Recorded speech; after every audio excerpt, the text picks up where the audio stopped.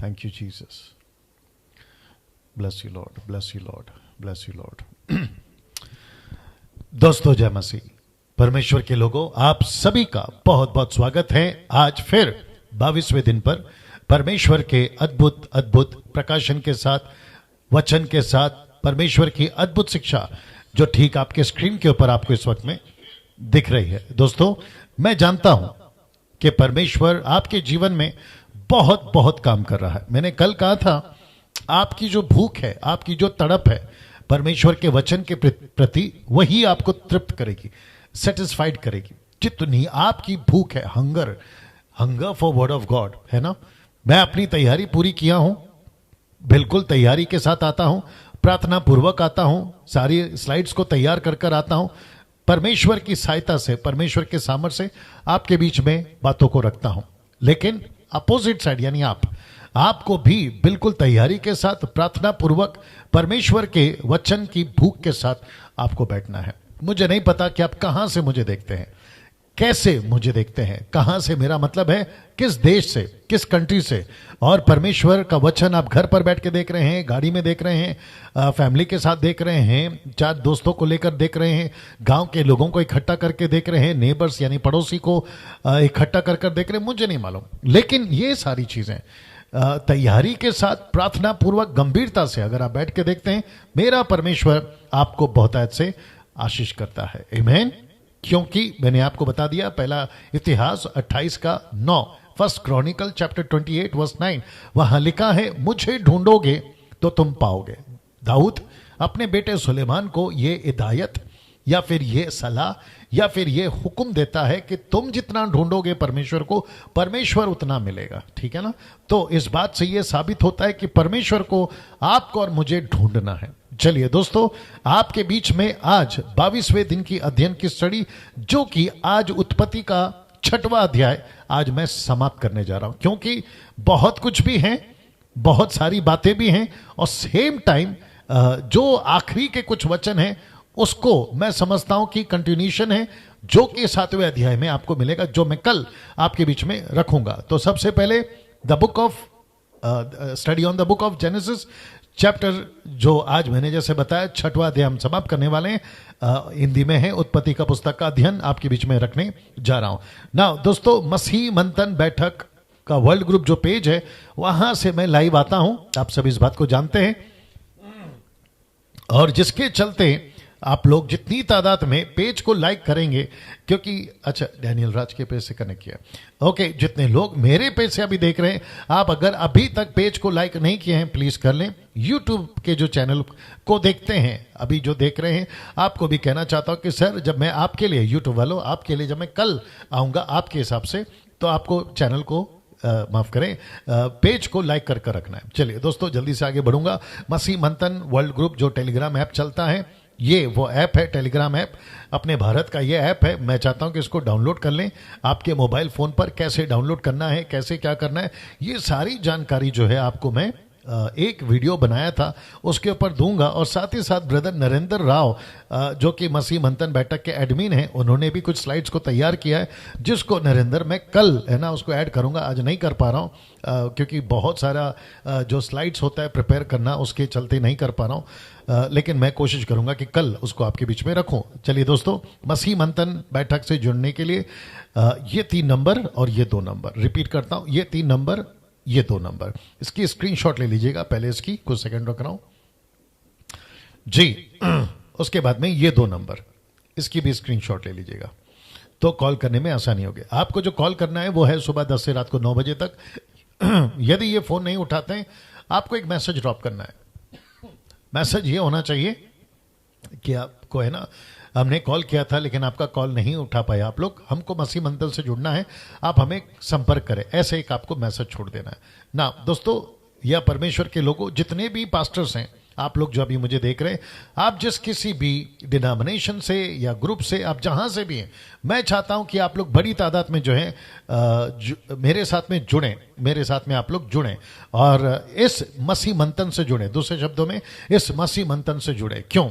बहुत बहुत डिफरेंट तरीके से हम जो है पूरे मसीह समाज में भारत के अंदर विश्व के अंदर काम कर रहे हैं। तो जितने भी पास्टर्स हैं आप सभी का मैं व्यक्तिगत तौर पे स्वागत करता हूं, वेलकम करता हूं एमएमबी वर्ल्ड ग्रुप से जुड़ने के लिए।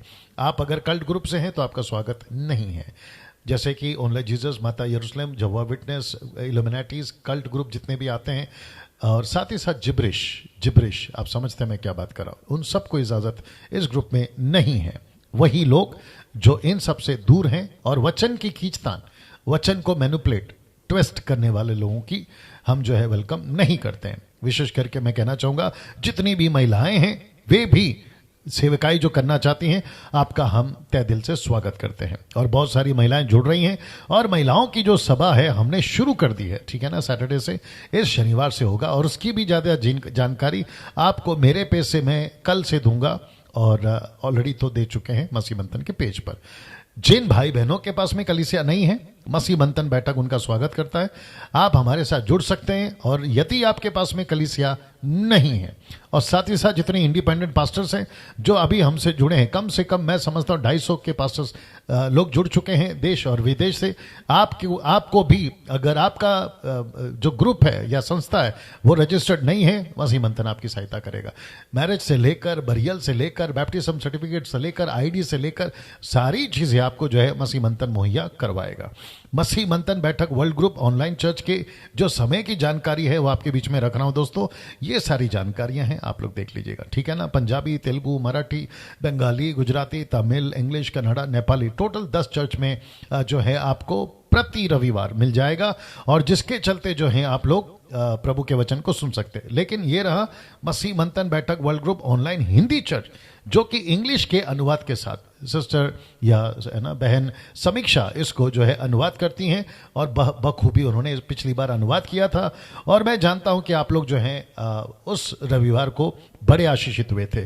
तो जितने भी अदर कंट्री से हैं, आपको इंग्लिश सीखना, माफ करें, इंग्लिश चर्च चाहिए, आपको हिंदी नहीं समझ में आती है, तो आप लोग जो है हमारे साथ जुड़ सकते हैं, क्योंकि अब से मैं जो आता हूं 8 से 9 वो 2 भाषाओं में होगी, हिंदी और इंग्लिश, यानी कि मैं हिंदी में बात करूंगा, समीक्षा उसको इंग्लिश में अनुवाद करेगी। महिलाओं के लिए एक अच्छी खबर है, खबर यह है कि हर शनिवार सुबह 10 से शाम 7 बजे तक आप सभी के लिए प्रचार के लिए मौका मिलेगा, और जिसके चलते नीता सोलोमन को आपको संपर्क करना है, जो मसीह मंथन वर्ल्ड ग्रुप की एडमिन है, और ये उनका नंबर है, इसकी भी स्क्रीनशॉट आप लोग ले लीजिएगा, और आपको कॉल करना है यदि आप मसीह मंथन के मेंबर हैं तो ही। जी, यदि आप मसीह मंथन के मेंबर हैं तो ही आपको जो है हम मौका देंगे प्रचार करने का, और जिसके चलते जो है बहुत सारी महिलाएं अब जुड़ चुकी हैं और वो प्रचार करने के लिए तैयार हैं। और मैं खुद कहना चाहता हूं बिल्कुल डंके की चोट पे, ठीक है ना, वचन के सहारे के साथ, वचन को समझते हुए, परमेश्वर को जानते हुए कहना चाहता हूं कि महिलाएं प्रचार कर सकती हैं, महिलाएं टीचिंग दे सकती हैं, पास्टर बन सकती हैं, बपतिस्मा दे सकती हैं, प्रभु बोझ दे सकती हैं, मैयत करा सकती हैं, वो सब कर सकती है जो एक पुरुष कर सकता है। और जितने भी बाकी जो थियरीज लगाते हैं non biblical, out of context, उन सब के बकवास को हम एक्सेप्ट नहीं करते हैं। जी, अब ये रहा मेरा नंबर, जिसको भी पूछना है, प्रश्न, बात करनी है, दोस्त हो, दुश्मन हो, मित्र हो, शत्रु हो, आप सभी का स्वागत है। आपको जो भी पूछना है रिलेटेड टू जेनेसिस, अगर इसके अलावा आपको लगता है कि यस पास्टर डैनियल हम किसी मुद्दे पर आपसे बात करने चाहते हैं, आपका स्वागत है। आपको कॉल करना है दोपहर 2 बजे से शाम 6 बजे तक ही, जी हाँ, उसके पहले नहीं और उसके बाद नहीं। और एक छोटी सी नम्र विनंती है, विनंती यह है कि आपको प्रार्थना निवेदन नहीं देना है, बल्कि प्रार्थना विश्वासियों को खुद करना चाहिए। आप विश्वासी हैं, मैं प्रार्थना करूंगा, नए लोग हैं, मैं प्रार्थना करूंगा, लेकिन जिनके पास में यीशु है, जिनका उद्धार हो गया, उनको खुद प्रार्थना करनी चाहिए। आपको केवल कॉल करना है, बाइबल से प्रश्न पूछना है, अपनी समस्या नहीं बताना है। मेरा तलाक हो रहा है, मेरा अलाना हो रहा है, मेरा फलाना हो रहा है, ऐसी सारी बातों को आपको नहीं बताना है। साथ ही साथ में मैं चाहता हूं कि जो मेरा चैनल है डैनियल राज चैनल, उसको सब्सक्राइब करें, आइकन बेल दबाएं जैसे आप देख रहे हैं। और मैं चाहता हूं कि बड़ी तादाद में मेरे चैनल को प्रमोट करिए। मेरे चैनल को प्रमोट करने का मतलब है, खैर आप जानते हैं पैसे तो नहीं कमाता हूं, मेरे चैनल को प्रमोट करने का मतलब है लोगों तक खरी शिक्षा जाए, सही शिक्षा, खरी शिक्षा, साउंड डॉक्ट्रिन जिसको कहते हैं, मेरा मकसद यह है। और मैं साथ ही साथ जानता हूं कि पूरे भारत के अंदर अभी फिलहाल मसीह मंथन एक बड़े पैमाने पे काम कर रहा है, बड़ा इम्पैक्ट डाल रहा है। और मैं जानता हूं कि लूसीफर को बड़ी तकलीफ हो रही है, बड़ा परेशान है वो डैनियल राज से, बड़ा परेशान है वो मसीह मंथन के लोगों से, बड़ा परेशान है वो 2000 मसीह मंथन के लोगों से, जो कि आजकल में 2000 हो जाएगा, कुछ 10-15 लोग बाकी हैं 2000 होने में। और मैं जानता हूं कि उसके चलते वो चुप नहीं बैठा है और वो अपना हाथ पैर चला रहा है और उससे कोई फर्क नहीं पड़ता। ये सारी बातें आपको मैं कल भी बताया था। आपका दशमांश अभी आपके पास रखें, जब तक मसीह मंथन ऑफिशियल घोषणा नहीं करता, कंप्लीट ट्रांसपेरेंसी, पारदर्शिता के साथ में इसके ऊपर अलग टीम होगी, कैसे काम करेगी, पैसे कहाँ आ रहे हैं, कहाँ जा रहे हैं, ये सारी चीज़ों की जानकारी, या इसके ऊपर जब तक हम क्या कहते हैं ना, एक स्ट्रक्चर नहीं बना लेते हैं, आउटलाइन नहीं बना लेते हैं, आपका पैसा हम तब तक नहीं लेंगे।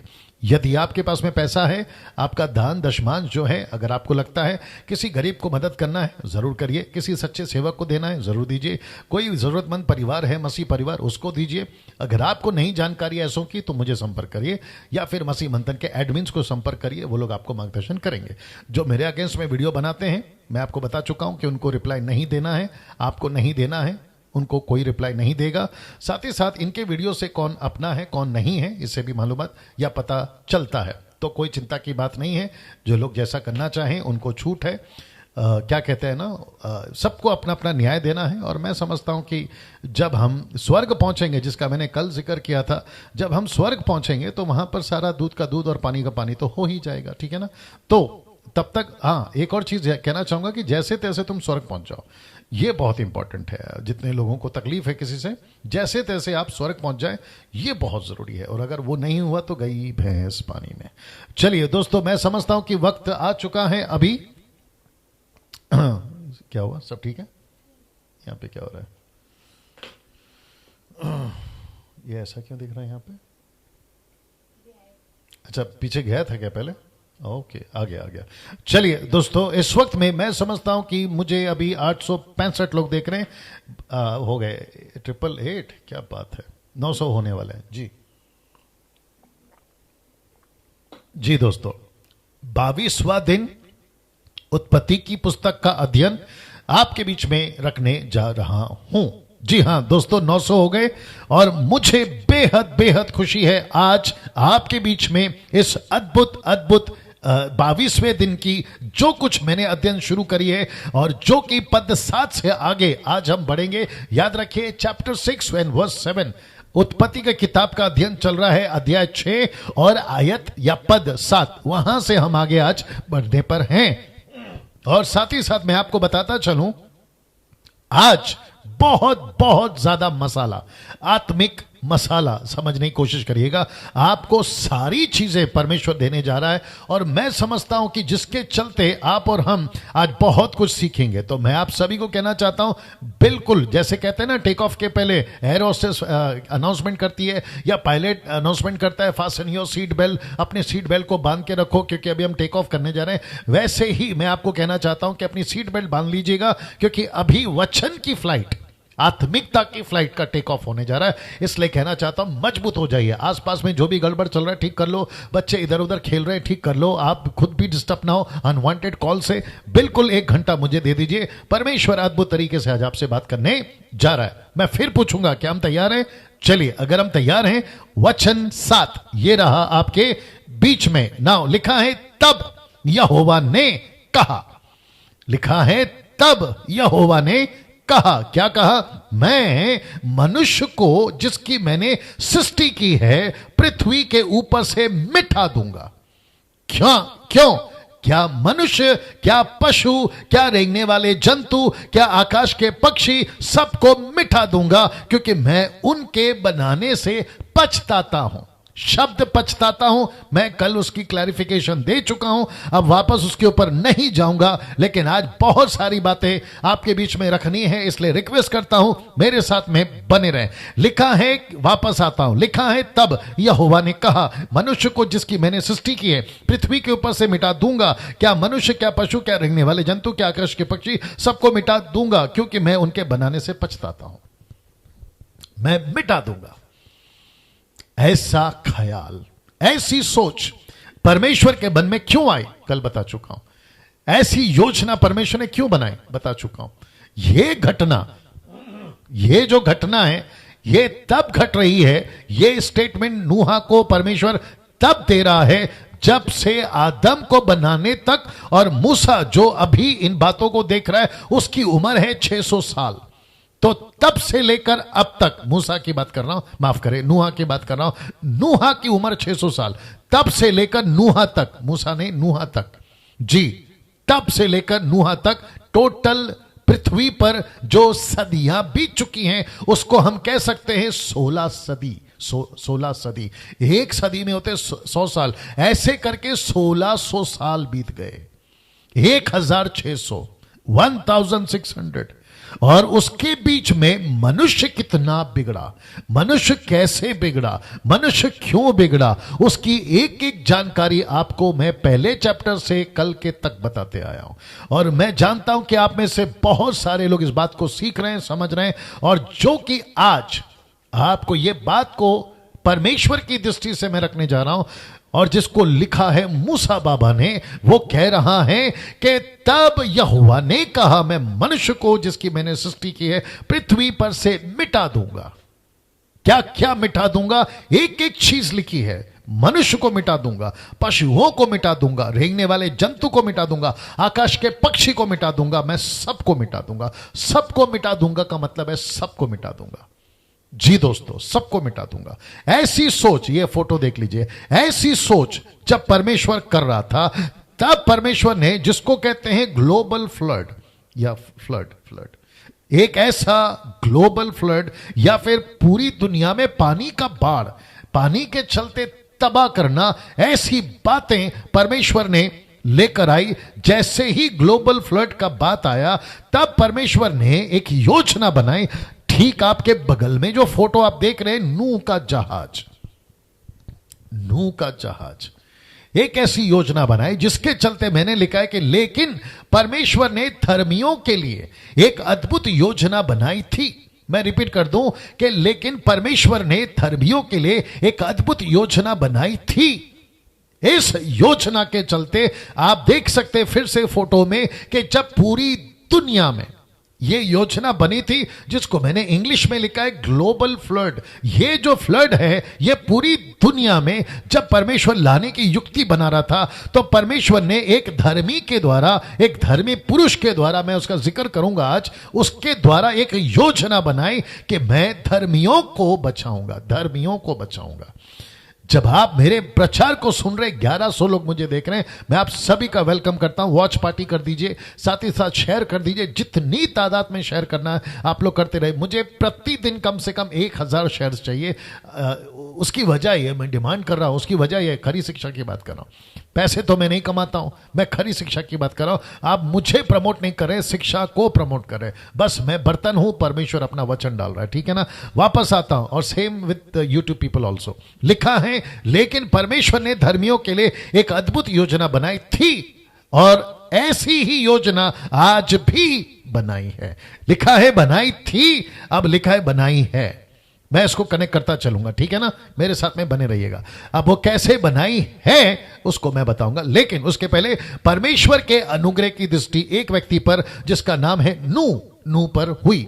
तो इसका मतलब है परमेश्वर ने एक व्यक्ति को ढूंढ कर निकाला, जो कि, वापस फोटो दिखा देता हूं, जो कि इस जहाज में उसने लीड करा था, जहाज को लीड करा था, पानी के जहाज को लीड करा था, परमेश्वर की आज्ञाओं को लीड करा था, अपनी फैमिलीज को बचाने के लिए लीड करा था। वो व्यक्ति परमेश्वर की नजर में, ऐसा लिखा है, धर्मी गिना गया। पद 8, 7 पढ़ चुका हूं, अभी आ रहा हूं 8। लिखा है परंतु यहोवा के अनुग्रह की दृष्टि नूह पर बनी रही। क्यों बनी रही? देख लीजिए क्यों। उसका जवाब है क्योंकि नूह धर्मी था। कहां लिखा है? उसी का 9 में अगला वचन, उत्पत्ति 6 का 9। अभी तक हम 9 में पहुंच गए। लिखा है नूह धर्मी पुरुष और अपने समय के लोगों में खरा था, और नूह परमेश्वर ही के साथ साथ चलता था। जी दोस्तों, तो ये सर्टिफिकेट, ये क्वालिटी नूह के अंदर थी। तो वापस आता हूं इस लाइन पर। लिखा है परमेश्वर के अनुग्रह की दृष्टि नूह पर पड़ी। तो याद रखिए, दृष्टि, जिसको परमेश्वर देखता है, जिसको परमेश्वर देखता है, ठीक है ना। एक स्क्रिप्चर याद आ रहा है जहां पर लिखा है, बहुत पहले पढ़ा था मैंने, कि ऊपर से परमेश्वर, पहला इतिहास 16 का 9 या दूसरा इतिहास 16 का 9, मैं श्योर नहीं हूं। बीच में परमेश्वर बात करता है। मैं जब दानियल की पुस्तक दे रहा था, मैंने कहा था इसको कहते हैं मैनुअल। ऊपर बैठा है इमैनुअल, या हमारे बीच में है इमैनुअल। आपसे जो बात कर रहा है डैनियल, उसकी गति यहोवा की खोज यहोवा उसकी नहीं, कौन सा है अभी? दूसरा का 16 का ना, देखो आपने एक निकाला ना। देखते हैं दोस्तों क्या होता है जी। वहां लिखा है कि परमेश्वर जिसका हृदय साफ होता है या जो खरा होता है, परमेश्वर की दृष्टि उसके ऊपर। बहुत पहले पढ़ा था मैंने, तो अभी हल्का सा स्ट्राइक हुआ, इसलिए आपको मैंने बता दिया। अगर मिलता है तो प्रेज गॉड, नहीं है तो आगे बढ़ते हैं जी। तो वापस आता हूं कि परमेश्वर के अनुग्रह की दृष्टि नूह पर पड़ी। आप पढ़ लो, अगर मिलता है तो मेरे को बताना। वही है क्या? क्या किधर है? हाँ यही है। ये देखिए दोस्तों, दूसरा इतिहास 16 का 9। काफी दिनों पहले पढ़ा था तो हल्का सा याद रह गया, बट कंफर्म नहीं था, इसलिए अभी लिखा है, देख यहोवा की दृष्टि, वापस कहता दृष्टि, आंख सारी पृथ्वी पर इसीलिए फिरती रहती है कि जिनका मन उसकी ओर निष्कपट रहता है, उनकी सहायता में वह अपनी सामर्थ्य दिखाए। क्या बात है। सेकेंड क्रॉनिकल चैप्टर 16 वर्स 9, आप लोग देख लीजिएगा। और नीता जी अगर आप देख रही हैं तो डाल दीजिएगा, ठीक है ना। चलिए 1200 लोग देख रहे हैं, आप सभी 1200 लोगों का स्वागत करता हूं। लिखा है कि परमेश्वर के अनुग्रह की दृष्टि नूह पर हुई। तो परमेश्वर ने, जीसस क्राइस्ट, परमेश्वर ने जितने मनुष्य थे, आबादी कितनी है नहीं मालूम, लेकिन लिखा है कि जब मनुष्य पृथ्वी पर बढ़ने लगे, बेटियां पैदा होने लगी, बेटे पैदा होते चले गए, तो ऐसी भीड़ में भी परमेश्वर अपनी नजर ऐसे लोगों पर रख लेता है जो धर्मी है। क्या बात है। मुंबई के अंदर कितनी भीड़ है? 3 करोड़। भारत में कितने लोग हैं? 135 या 36 करोड़। पूरे विश्व में कितने लोग हैं? 710 करोड़। अब सोचिए, ऊपर से परमेश्वर, कुछ लोग क्या कहते हैं, परमेश्वर मुझे देखता नहीं है। ऊपर से परमेश्वर बोलता है ठप करके मार के, बेटा वचन नहीं पढ़ता है, मेरी दृष्टि उसी पर है जो धर्मी है। आपकी प्रार्थना क्यों सुनी जाएगी? आप धर्मी बनो। दानियल की प्रार्थना क्यों सुनी गई? कम ऑन, धर्मी था। यीशु की प्रार्थना क्यों सुनी जाती थी? आप सभी जानते हैं। पतरस की, पौलुस की, पहली सदी की कलीसिया की। ऐसा वजह है, परमेश्वर कहता है मेरी दृष्टि मैं उसी पर लगाऊंगा जो धर्मी है। ऐसा कुछ करिए। कुरनेलियुस की बात करूंगा तो टाइम चला जाएगा। कुरनेलियुस के लिए परमेश्वर कहता है, बेटा, स्वर्गदूत को भेजकर कहता है, बेटा तेरी प्रार्थना और तेरे दान मेरे को याद हैं। सब सोच के देखो, आप ठीक हो, परमेश्वर आपके साथ ठीक है। आप परमेश्वर के साथ ठीक नहीं हो, पूरी दुनिया आपके साथ ठीक होगी ना, आपका कोई भला नहीं होगा। तो सबसे पहला इंपॉर्टेंट है परमेश्वर के साथ में ठीक हो जाओ। बीच में मैंने ये एक्स्ट्रा डाला है क्योंकि मैनुअल बात कर रहा है। चलिए वापस आते हैं। परमेश्वर के अनुग्रह की दृष्टि नूह पर थी। वचन कहता है, वचन 8 में, क्योंकि परमेश्वर ने उसको देखा और उसको क्या कहा? अनुग्रह की दृष्टि उस पर बनाई रखी। क्यों? उसका जवाब यह है, क्योंकि नूह धर्मी पुरुष था, अपने समय के लोगों में खरा था और परमेश्वर ही के साथ साथ चलता था। यहां तक आपको बात समझ में आ गई? सोचो, अब यहां से आगे बढ़ रहा हूं। सोचो अगर नूह नहीं होता तो, दूसरे शब्दों में, नूह अगर धर्मी नहीं होता तो, परमेश्वर के साथ साथ नहीं चलता तो, ये वाला खरा नहीं होता तो, सोचो अगर नूह नहीं होता, क्वेश्चन मार्क, अगर नहीं होता, जो कि मैंने वचन फिर डाल दिया। अगर नहीं होता तो क्या होता दोस्तों? पिक्चर पूरी अलग होती। हम होते भी कि नहीं होते पता नहीं, आज बैठकर ये चर्चा भी कर रहे होते कि नहीं कर रहे होते पता नहीं। बट प्रेज गॉड इस नूह के लिए, जो उस वक्त में एक ऐसा पिल्लर या एक ऐसा फाउंडेशन या एक ऐसी बुनियाद बनकर खड़ा रहा, और जिसका सहारा यीशु, जिसका सहारा का मतलब है, जिसका सहारा का मतलब मैं नहीं कहना चाह रहा हूं सहारा, एक सेकंड दीजिए जी, जिसका जी दोस्तों थोड़ा सेकंड, जिसका सहारा से मेरा मतलब है कलीसिया को, नूह को, कलीसिया के टाइम को, नूह के टाइम को, कलीसिया के दिनों को, यीशु के दिनों को कंपेयर करा जीसस ने। मैं वो बात कर रहा हूं, ठीक है ना। सोचिए अगर नूह नहीं होता, प्रेज गॉड की नूह है, उस वक्त में नूह था, अगर नहीं होता तो मैं समझता हूं गई भैंस पानी में जी। अब इसको कनेक्ट करने जा रहा हूं। जैसे नूह वहां धर्मी पाया गया, खरा निकला, परमेश्वर के साथ चला, वैसे ही आज के इस युग में जहां चारों तरफ गड़बड़ी है, ऐसे टाइम पे भी परमेश्वर कुछ लोगों को देखता है, और जब वो देखता है, उनकी नजर उस पर पड़ती है, तो उसको लेकर परमेश्वर बचाता है या आगे काम करता है। अब आप कहोगे डैनियल भाई आप बोलना क्या चाहते हैं, मेरे साथ में कनेक्ट रहिए। आप लोग जितने भी 1200 लोग देख रहे हैं, इसको देखिए। यदि सेनाओं का यहोवा हमारे थोड़े से लोगों को ना बचा रखता, तो हम सदोम के समान हो जाते, अमोरा के समान ठहरते। यशाया 1:9। इसका मतलब है परमेश्वर क्या कह रहा है, यदि थोड़े से लोग मुझे नहीं मिलते आज की युग में, यशाया के टाइम पे अगर नहीं मिलते, मैं कब का तुमको खत्म कर देता। जैसे परमेश्वर ने नूह को धर्मी पाया, इसलिए लिखा है कि सोचो अगर नूह नहीं होता। दोस्तों कनेक्शन देख रहे हैं आप। आपका गांव अभी तक क्यों बचा है पता है? क्योंकि उस गांव में कोई एक ऐसा सच्चा सेवक है, या पास्टर है, या पास्टरनी है, इसलिए वो गांव बचा है। आपको पता है मेरा महाराष्ट्र अभी तक क्यों बचा है? क्योंकि इस महाराष्ट्र में 10% लोग ऐसे जेन्यून सच्चे सेवक सेविका दास दासी हैं, जिसके चलते महाराष्ट्र बचा है। आपको पता है आपका AP, KP, MP, UP, Goa, Jammu Kashmir, आपका झारखंड, आपका नॉर्थ, आपका ईस्ट, आपका वेस्ट, आपका south America, Africa, Japanese country, Europe country, आपका जो भी है क्यों बचा है पता है? क्योंकि परमेश्वर के वचन के मुताबिक ये देख लीजिए, यदि थोड़े से लोग मेरे को ना मिले होते, मैं तुम्हारे को कब का खत्म कर देता। मैं तुम्हारे को कब का खत्म कर देता। तो इसका मतलब क्या है? इसका मतलब है कि परमेश्वर कह रहा है कि मुझे ऐसे लोग आज भी चाहिए।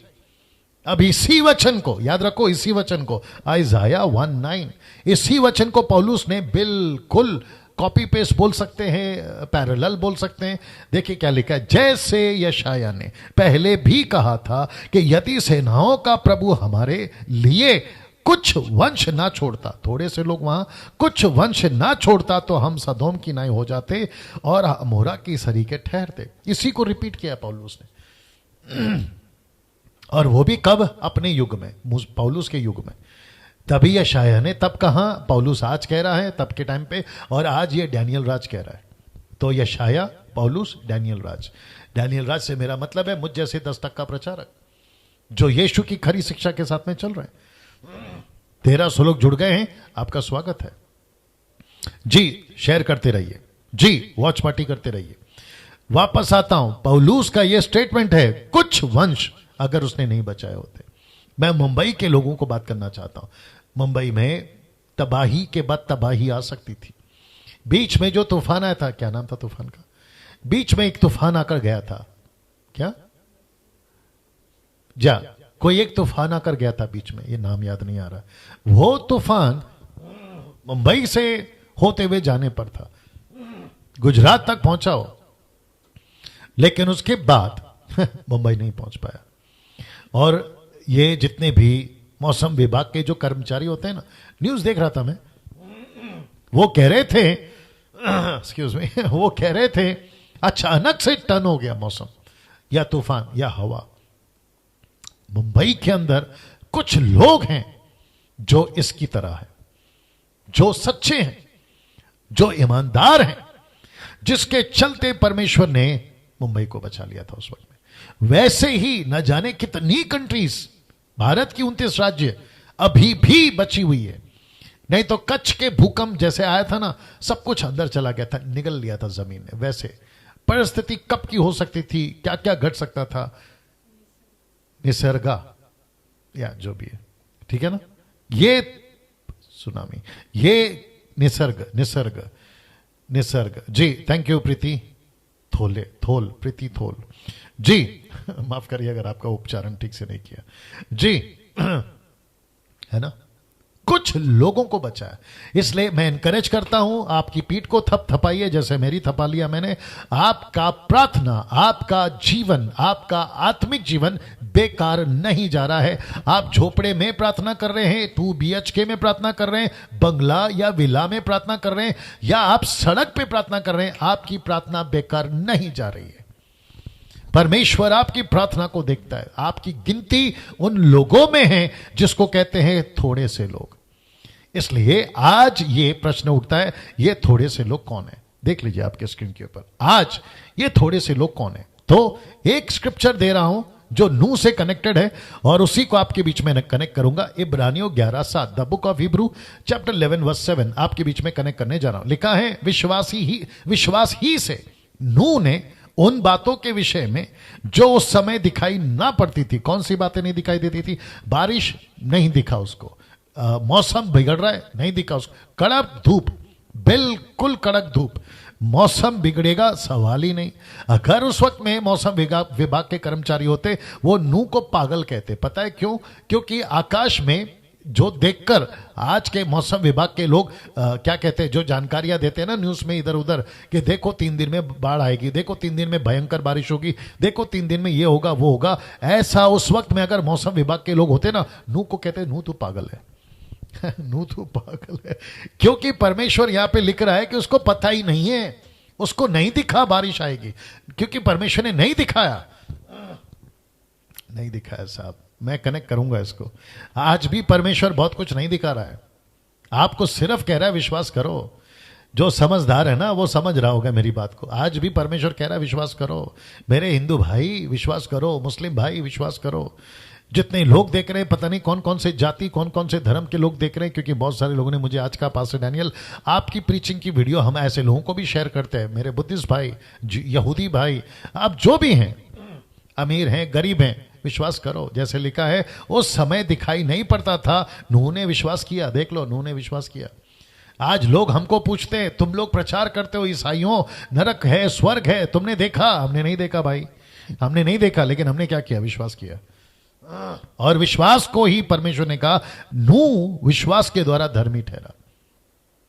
इसकी गिनती the book of Hebrew chapter 11 है ना, जो हीरोज के चैप्टर्स हैं, ये जो हीरो है ना, विश्वास के hero, the heroes of faith, ये लोग हैं वो लोग। और उसकी गिनती में नूह को डाल दिया परमेश्वर ने। बोला क्या आदमी है ये। आज हमारी भी गिनती इनसे बढ़कर होगी। पता है क्यों? जहां चारों तरफ बंद, जहां चारों तरफ गड़बड़ी है, जहां चारों तरफ न जाने कितने धर्म पैदा हो गए। मैं क्यों डाइवर्ट हो रहा हूं मुझे नहीं मालूम। जहां चारों तरफ धर्म है, और वो भी कितने, आपको बीच में बताया था मैंने कितने धर्म है। उसमें से मेजर अभी जो भारत में चल रहे हैं 5, आप सभी जानते हैं, हिंदू, मुस्लिम, सिख, ईसाई, बुद्धिस्ट, यहूदी भी डाल दीजिए उसके अंदर। ऐसे 5 से 6 से 7 ऐसे मेजर धर्म है। और कभी कभी प्रश्न उठता है, इवन ईसाई लोग प्रश्न उठाते हैं, जो बाइबल के जानकार हैं, यीशु को मानने वाले लोग हैं, वो तक प्रश्न उठाते हैं, क्या सच में यीशु ही है? क्या सच में बाइबल ही है सहारा? क्या सच में हम जो रास्ते पे चल रहे हैं उद्धारकर्ता मानकर यीशु को, क्या वही है? क्या और भी कोई है? ये ऐसी परिस्थिति में अगर आप विश्वास में नहीं डगमगाए, आप सच्चे निकलोगे, नहीं तो गई भैंस पानी में। आगे आप लोग समझदार हैं और मैं जानता हूं कि बात को मेरी आप लोग समझोगे, ठीक है ना। बहुत कुछ बोल सकता था, अब इसको देखिए। तो वापस पहला पढ़ देता, विश्वास ही से नूह ने उन बातों के विषय में जो उस समय दिखाई ना पड़ती थी चितौनी पाकर, जो कि मैंने इंग्लिश ट्रांसलेशन से निकला he was warned. He was warned मतलब उसको चेतावनी दी गई थी, वॉर्न किया गया था। चितौनी पाकर, तो क्या चितौनी पाई? भक्ति के साथ अपने घराने के बचाव के लिए जहाज बनाया और उसके द्वारा उसने संसार को दोषी ठहराया, उस धर्म का वारिस हुआ जो विश्वास से होता है। क्या पावरफुल स्क्रिप्चर है। देखिए पौलुस की दृष्टि है ये। पौलुस अपने दृष्टि से इस बात को रख रहा है। दोस्तों अजीजों, परमेश्वर के लोगों, क्या अद्भुत है। तो मैं जिस शब्द पे जोर दूंगा वह है चितौनी पाकर ही वॉज वॉर्न्ड। राइट, चितौनी पाकर ही वॉज वॉर्न्ड। चितौनी पाकर उसको चेतावनी मिली थी, ही वॉज वॉर्न्ड। वैसे ही वो क्या चितौनी थी, कैसा था, मैं आपके बीच में रखने जा रहा हूं। अब जरा बात करते हैं यीशु के नजरिए से। यीशु ने भी वॉर्न किया था। यीशु ने भी वॉर्न किया था, बराबर है स्पेलिंग। यीशु ने भी वॉर्न किया था। जी दोस्तों, कहां वॉर्न किया था, कैसे वॉर्न किया था, ताकि आज हम इसको समझकर तब को समझ सकेंगे। और नूह बाबा कैसे पास हुआ अपने विश्वास में, जो चीजें नहीं दिखती थी भरोसा करा, विश्वास करा, और वो उसके लिए धर्म गिना गया और वो बच गया। खुद भी बचा, अपने परिवार को भी बचा। क्या बात है। वैसे ही अगर आज हम इस वार्निंग को समझ जाएंगे, हम भी बचेंगे, फैमिली को बचाएंगे, चर्च को बचाएंगे, अपने समाज को बचाएंगे, शहर को बचाएंगे, नेशंस को बचाएंगे। सुपर्ब। ये आपको समझना होगा। तो चेतावनी पाकर उसने जो है काम किया। चेतावनी क्या है आपके बीच में रखने जा रहा हूं। मरकुस की किताब उसका 16 का 14। शायद कभी आपका ध्यान इसके ऊपर गया, शायद ही, मैं गलत हो सकता हूं। जिसका गया है उसको सलूट है, जिसका नहीं गया सीख लीजिए आज। मरकुस 16 का 14 देखिए क्या लिखा है। पीछे वह उन 11 को भी जब वे भोजन करने बैठे थे दिखाई दिया। उनके अविश्वास और मन की कठोरता पर उल्हाना दिया। ब्रैकेट में देख लीजिएगा, ही वॉज रिब्यूकिंग देम। मैं रिपीट कर दूं, he means who? Jesus. Jesus was rebuking them. ये रिब्यूक क्या होता है, रिब्यूकिंग क्या होता है? पास्टर डैनियल आपको कहां से मिला? क्योंकि शब्द हिंदी में लिखा है उलाना। उलाना का मतलब है डांट। शब्दकोश ढूंढ लीजिए, आपका बाइबल, माफ करें, गूगल को ढूंढ लीजिए। उल्हाना मतलब डांट, और इंग्लिश ट्रांसलेशन आया है रिब्यूकिंग। आपका जो भी ट्रांसलेशन है पढ़ लीजिएगा, बट आपको समझाने के लिए मैंने हिब्रू का, माफ करें, ग्रीक का सहारा लिया, यूनानी भाषा का सहारा लिया। जो कि लिखा है आप देख लीजिएगा, रिब्यूक्ड, ये देख लीजिए नीचे, ये देख लीजिए, रिब्यूक्ड, ये नीचे स्ट्रॉन्ग्स है 3679। मतलब क्या है? आप जब इसको कॉपी पेस्ट करके गूगल में डालोगे ना, तो आपको पता है क्या मिलेगा आपको? वहां पर लिखा है अच्छे से डांट लगाना, दांत पीस के डांट लगाना, कठोरता से डांट लगाना, सबके सामने शर्मिंदा करना। ये सब ट्रांसलेशन आपको मिल जाएंगे। मतलब ये सब का खुलासा आपको मिल जाएगा एक यूनानी शब्द का। ये वाला नीचे वाला आप देख लीजिएगा जी जी। और ये चित्र मैंने आपको समझाने के लिए डाला, ये वाला चित्र। और यीशु यहां पे, ये देख लीजिए, आपको कैसे दिख रहा है मुझे नहीं पता, लेकिन ये चित्र कितना क्लियरिटी है मुझे नहीं मालूम, लेकिन ये चित्र जो है आप देख सकते हैं यहां पे कि यीशु के 11 चेले बैठे हुए हैं। 12वां नहीं है, आप सभी को पता है क्यों नहीं है, आप उसकी वजह जानते हैं, ठीक है ना। तो यीशु यहां पे अच्छी डांट लगा रहा है जी, मेरे हिसाब से तो अच्छा ही दिख रहा है जी। यीशु यहां पे डांट लगा रहा है। तो इसका मतलब है कि जो पिक्चर मेरे और आपके सामने रखा जाता है ना, कि यीशु प्यार करता है, यीशु बच्चों को प्यार करता है, यीशु खाना खिलाता है, यीशु चंगाई देता है, यीशु क्षमा करता है, यीशु बचाता है, ये अच्छी बात है, ये जरूरी है, ये एंगल देखना जरूरी है, और ये है भी। लेकिन यीशु मसीह लूका 19 के 40 में, या आगे से पढ़ लीजिए, डांट लगाता, गुस्सा करता दिखा है मंदिर में, और फिर चेलों को यहां पे डांट लगाता दिख रहा है मरकुस 16 का 14, मार्क 16:14। फिर ये क्या है और डांट क्यों, और डांट की वजह क्या है? वापस आते हैं, जैसे आपको मैंने पहले बताया था कि आपका जो नूह है उसको चेतावनी या चेतावनी दी गई थी। तो नूह को जहाज बनाने के लिए ऐसा नहीं बोला गया था बेटा नूह आजा, ऐसा नहीं बोला गया था, या फिर आजा बैठ के बात करते हैं, यार मैं आज बहुत परेशान हूं, ऐसा नहीं था परमेश्वर का आवाज। मैंने आपको बताया था ना कि अदन की वाटिका में ठंडे समय पर परमेश्वर घूमता था, तो कैसे था वो नजारा आपको मैं बता चुका हूं। भयंकर तूफान, भयंकर भूमि का हिलना, क्या कहते हैं स्ट्रोम, या फिर क्या कहते हैं, है ना, भवंडर का उठना, ऐसे आता था परमेश्वर। तो सोच के देखिए, जब वो चेतावनी दे रहा है, प्रकाशित वाक्य में बता चुका हूं कि परमेश्वर के सिंहासन के सामने बिजलियां गरजती रहती है। अभी 2 दिन से मेरे जहां पे मैं रहता हूं कोलाबा, वहां भयंकर बिजली गरज रही है, बादल गरज रहा है, और मुझे पता चल रहा है बिजली को हम नहीं देख सकते जब बिजली गरजती है। यह है आपका परमेश्वर। तो यही परमेश्वर यहां पे भी दिख रहा है, ये देख लो, यहां पे भी दिख रहा है।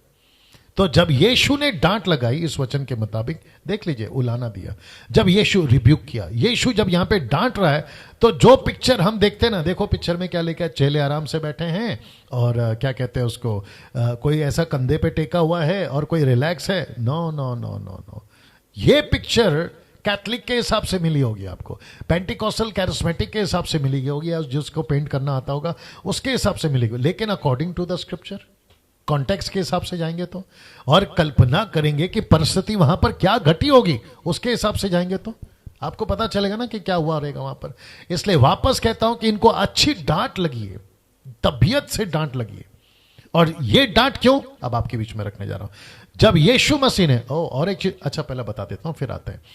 मत्ती की किताब 28 का 19, यहां पे जब यीशु कह रहे थे ना, go to all nations, make disciples, baptise them in the Father, Son, Holy Spirit name, teach them what I have commanded, ये जब बोल रहे थे ना, he was rebuked, he was rebuking, he rebuked, he was rebuking, वो डांट रहा था। तो डांट के टोन से, डांट के टोन से, लूका 24 का 47, लूक 24:47, he rebuked, यहां पे भी डांट लगाई। John chapter 20 verse 21, he rebuked, act chapter 1:8, he rebuked। तो यहां डांट लगाते लगाते यीशु मसीह ने जो है यहां पे बात करी। अब आपको जो मैं बीच में बोल रहा था ना, एक बात बताऊंगा, फिर मैंने कहा बाद में बताऊंगा।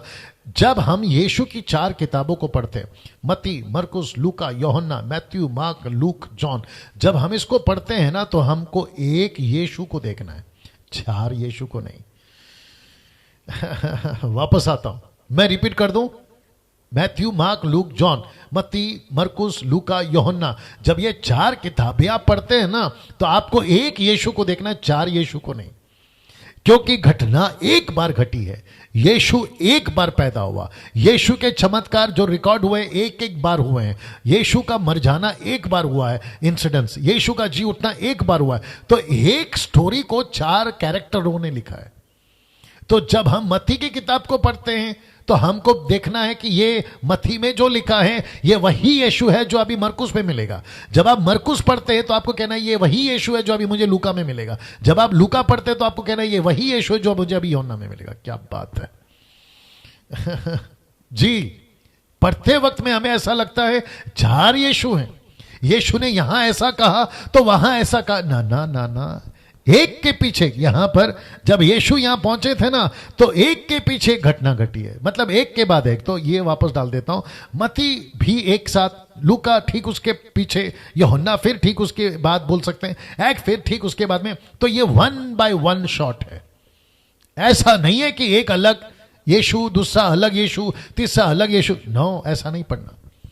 तो जब आप ये बातें पढ़ते हैं, ये कौन सी बातें, मैं वापस आपको कहता हूं कि नूह का कनेक्शन आज के युग के साथ, तो वो फोटो फिर दिखाता हूं, आपको क्लिक हो जाएगा और थोड़ा बहुत आपको समझ में भी आ जाएगा। कौन सा वाला फोटो अभी रख रहा हूं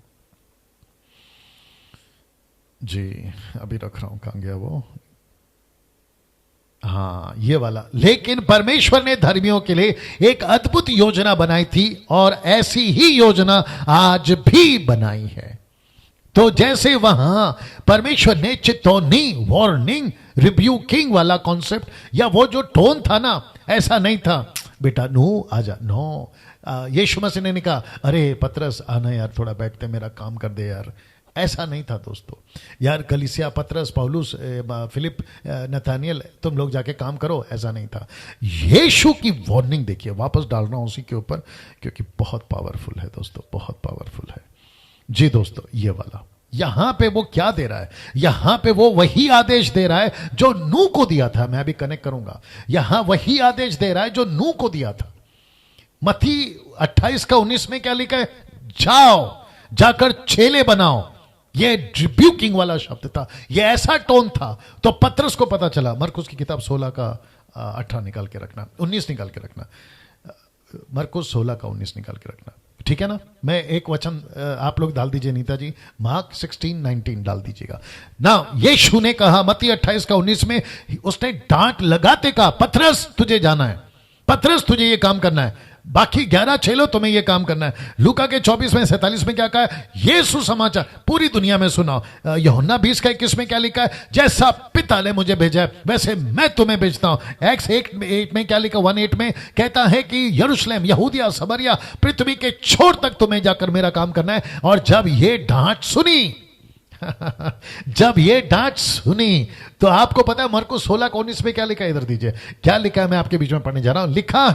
लिखा है प्रभु यीशु ने उनसे बातें करने के बाद स्वर्ग पर उठा लिया गया और परमेश्वर की दाहिने जाकर बैठ गया। वचन 20 फिर कहता है उन्होंने निकलकर हर जगह प्रचार किया, प्रभु उनके साथ काम करता रहा, उन चिन्हों के द्वारा जो साथ साथ होते थे वचन को दृढ़ करते रहे। तो वचन 20 क्या कहता है, मैंने 19 से डाला है लेकिन वचन 20 क्या कहता है, वे निकल कर जगह जगह गए। ऐसी क्या बात हो गई? पतरस को समझ में आ गया कि यार चुप नहीं बैठना। वो बात अलग है कि एक्ट्स के चैप्टर 2 में जब पवित्र आत्मा उतरा तो जबरदस्त काम हुआ, ये उसी का कनेक्शन है। लेकिन एक्ट देखो, एक्ट का मतलब है कार्य देखो, एक्शन देखो। जब यीशु की डांट लगी, काम पर लग गए। मैं रिपीट करता हूं, जब नूहा को डांट लगी, काम पे लग गया। वापस आता हूं, जब नूहा को डांट लगी, काम पे लग गया।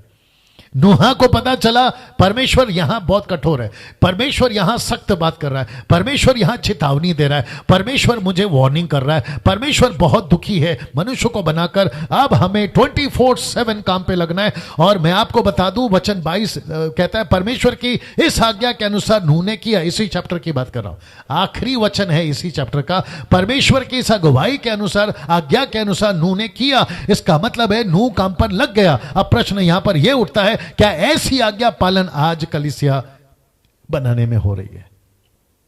क्या ऐसी आज्ञा पालन आज कलीसिया बनाने में हो रही है? जितना नूह गंभीर था ना उस डांट से, जितना नूह गंभीर था ना उस आज्ञा से, और जितने पहले सदी के लोग गंभीर थे ना, काम पे लग गए। मेरा प्रश्न है, क्या ऐसी आज्ञा पालन आज कलीसिया बनाने में हो रही है? मैं बात करूंगा मसीह मंथन के लोगों से भी। आपको क्यों जोड़ा है डैनियल राज ने?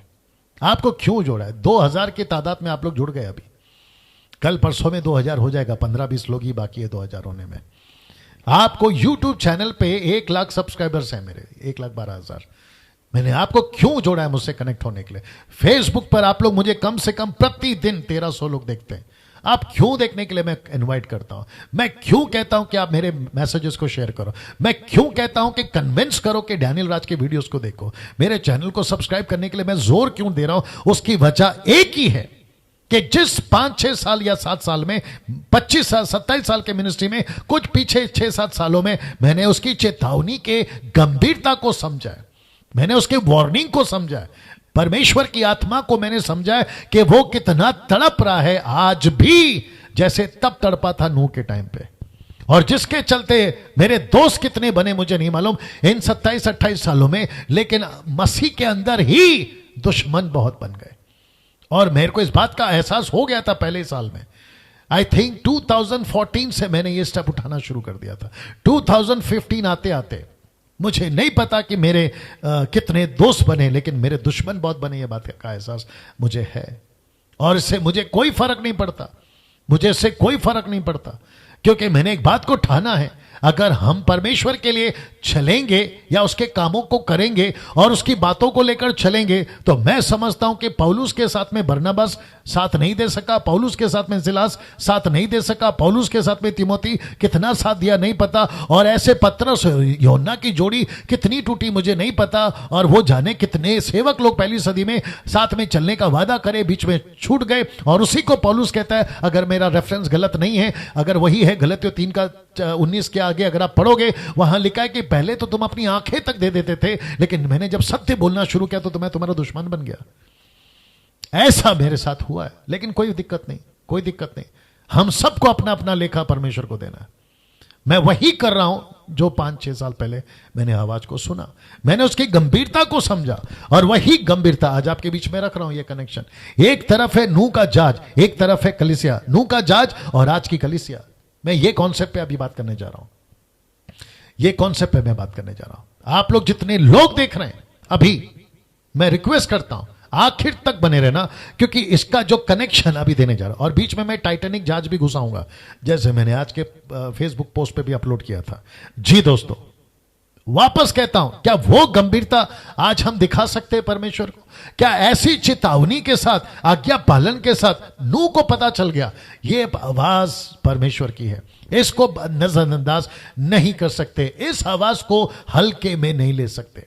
मैंने कल कहा था ना, आज भी पोस्ट डाला था ना मैंने, 20-30 सालों के अंदर कुछ मसीह के लोगों ने, 90% मसीह लोगों ने पाप को हल्के में लिया, लेकिन उस वक्त का नूह ने परमेश्वर की आवाज को हल्के में नहीं लिया। एक वक्त था सर, आप लोगों से बात करूंगा मैं, एक वक्त था सर, जब आप शुरू में आए थे ना प्रभु में, आप बहुत गंभीर थे, आपका प्रार्थना का जीवन गंभीर था, आपका बाइबल पढ़ने का जीवन गंभीर था, आपको पाप इतना भारी लगता था ना, छोटी छोटी गलती। अब तो ऐसा हो गया है कि छोटी पाप तब बड़ी लगती थी, आज बड़ी बड़ी पाप तुमको छोटी लग रही है। पहले तुम परमेश्वर के पास में 5 मिनट बिताते थे ना तो ऐसा लगता था, माफ करें 2 घंटा बिताते थे ना, ऐसा लगता था कि 5 मिनट बिताए। आज आप 5 मिनट बिताते तो ऐसा लगता है कि 2 घंटा बिता लिया, यार बोर हो गया हूं। कॉन्सेप्ट को समझिए मैं क्या बात कर रहा हूं। एक वक्त था तुमको दिल करता था कि मैं फास्टिंग में बैठूं, एक वक्त था तुमको लगता था कि मैं प्रभु के पास में बैठूं, एक वक्त लगता था कि यार 1 चैप्टर नहीं 10 चैप्टर पढ़ूं, लेकिन आज परिस्थिति अलग हो गई है। तो ये परमेश्वर इस अध्ययन के द्वारा आपको एक वार्निंग दे रहा है, एक ऐसी वार्निंग दे रहा है। एक तरफ वार्निंग दे रहा है मेरे द्वारा, दूसरी तरफ शैतान कहता है कि डैनियल राज की वीडियो को मत देखो। अब आप देखिए कि कितना स्मार्ट गेम चल रहा है शैतान का यहां पर। तो शैतान कहता है, अच्छा ये भी कनेक्शन दे देता हूं, शैतान को अविश्वासियों से कोई तकलीफ नहीं है। अविश्वासी से मेरा मतलब है उसमें सारे कैटेगरी के लोगों को डाल दो, जो कि मैं यहां पे नहीं डालना चाहता हूं, आगे आप लोग समझदार हैं, ठीक है ना। उसको उनसे तकलीफ नहीं है। लूसीफर को तकलीफ किससे पता है? सैटन को तकलीफ किससे पता है? उसको ऐसे लोगों से तकलीफ है जो मसीह के लिए, याद रखो, जो मसीह के लिए गंभीरता से आज्ञा पालन करना चाहते हैं, जो उसकी चेतावनी को सुनकर अपने जीवन को ठीक करना चाहते हैं ना, उनको उस लूसीफर को उससे तकलीफ है। और मुझ जैसे 10% लोगों से तकलीफ है उसको पता चल जाता है कि अगर ये लोग पास हो गए, अगर इनकी वीडियो लोगों तक पहुंच गई तो लोग सुधर जाएंगे। और उसने लाख कोशिश करी थी यीशु के टाइम पे भी कि यीशु का सुसमाचार ना फैले, इसलिए जब यीशु जी उठा तो उसने क्या प्लानिंग करी पता है? मत्ती के 28 अध्याय में आप जानते हैं इस रिकॉर्ड को। उसने यहूदियों लोगों ने, शास्त्री फरीसियों ने, जो पहरा दे रहे थे ना यीशु के कब्र के पास में, पैसे देकर कहा कि जाके झूठ बोलो कि यहूदी लोग, माफ करें, 6 लोग यीशु की डेड बॉडी को चोरी कर गए, यीशु जिंदा नहीं हुआ। और वो खबर में इतनी ताकत थी कि आज भी यहूदी लोग ये मानने को तैयार नहीं है कि यीशु जी उठा है। देखो झूठ में कितनी ताकत है, शैतान के झूठ में देखो कितनी ताकत है। ऐसा झूठ, ऐसी अफवाह और ऐसा गलत बात उसने न जाने किस किस क्षेत्र में फैला दिया है, आपको अंदाजा तक नहीं है। और जब इसी भीड़ में और इसी झूठ के बाजार में और इसी लालच के बाजार में, इसी मैनिपुलेट के बाजार में, इसी दोगलेपन के बाजार में मुझ जैसे जब 10% लोग आते हैं ना परमेश्वर के सच्चे वचन को लेकर, तो लूसीफर कहता है, अरे इसका क्या सुन रहे हो, इसका क्या सुन रहे हो, अरे ये क्रिश्चियन लोग हैं, अरे ये ईसाई लोग हैं, अरे ये तो डैनियल राज है, अरे ये तो बोलते रहते हैं, इसका क्या सुन रहे हो। ऐसा करके वो इस झूठ के बाजार में आपको फंसाता है, बगलाता है और आप भटक जाते हैं, अच्छे भटक जाते हैं। मत्ती का 24 निकाला, मत्ती 24 का 24 निकाला जी। 1 सेकंड दीजिए दोस्तों जी। जो कमेंट्स कर रहे हैं, वेरी गुड, वेल सेड, आपका धन्यवाद, आपका धन्यवाद जी। 1300 लोग अभी भी जुड़े हुए हैं, जल्दी देना। मैथ्यू 24:24 जी जी जी लिखा है मैथ्यू 24:24, नीता जी डाल दीजिए। लिखा है क्योंकि झूठे मसीह और झूठे भविष्यवक्ता उठ खड़े होंगे, ये तो इंपॉर्टेंट है, एक और आ रहा है अभी, और बड़े चिन्ह अद्भुत काम दिखाएंगे, यदि हो सके तो चुने हुए को भी बरमा दे। इंग्लिश ट्रांसलेशन कहता है even the elected ones will be deceived. बाप रे, even the elected one will be deceived.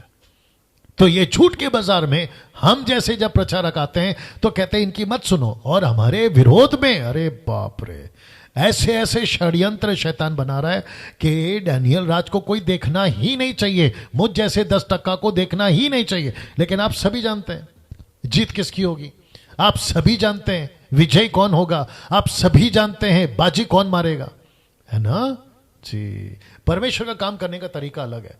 Elia जो था ना, उसने जाकर कहा अपने नौकर से, एलिया था, एलीशा था, श्योर नहीं, आई थिंक एलिया था, बाहर जाकर देख कर आओ।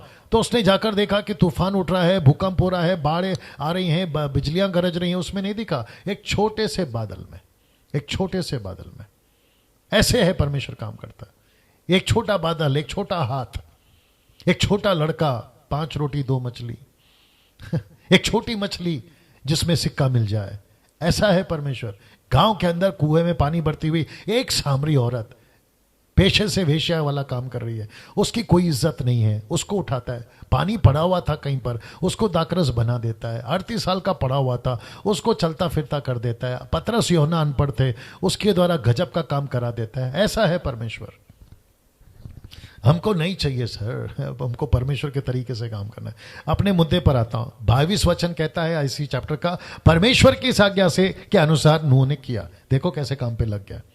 आज मेरा चैलेंज है मसीहों को, सेवकों को, आज ये चैलेंज जैसे इसने लिया ना, आप लेकर बताएं। इसलिए लिखा है, क्या ऐसी आज्ञा पालन आज कलीसिया में हो रही है या कलीसिया बनाने में हो रही है?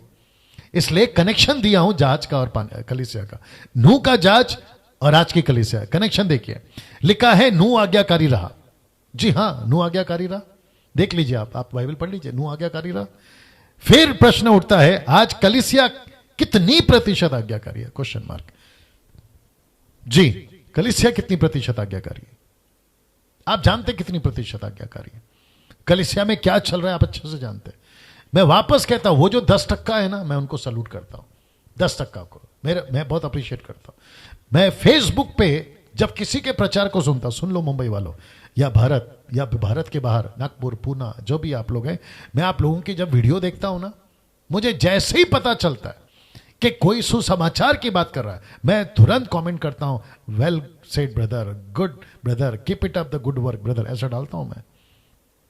लेकिन जैसे ही कोई फेसबुक पे मेरे को दिखता है प्रॉस्पेरिटी की प्रचार कर रहा है, क्या कहते हैं, मोटिवेशनल प्रीचिंग कर रहा है, क्या कहते हैं, ब्लेसिंग की बात कर रहा है, आपका अभी प्रभु आपको छू रहा है, परमेश्वर का आत्मा अभी आपको छू रहा है, आपके घर का पर्दे का कलर ये है, आपके सोफे का कलर है, अब जब मैं इसको सुनता हूं सीधा जंप कर देता हूं।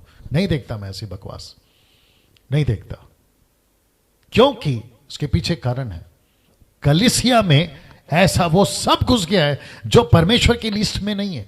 मैं कल भी बताया था, आशीष ऐसी आती है परमेश्वर की अगर तुम जहाज बना रहे हो। पैसे ऐसे आते हैं अगर तुम कलीसिया बना रहे हो, जहाज बना रहे हो। आपकी उन्नति, प्रमोशन, आपका वीजा XYZ, आपका अच्छा हेल्थ ऐसे आता है जब आप परमेश्वर का काम करते हो। और परमेश्वर कहता है प्रोवर्ब्स 11:26, नीति वचन 11:26।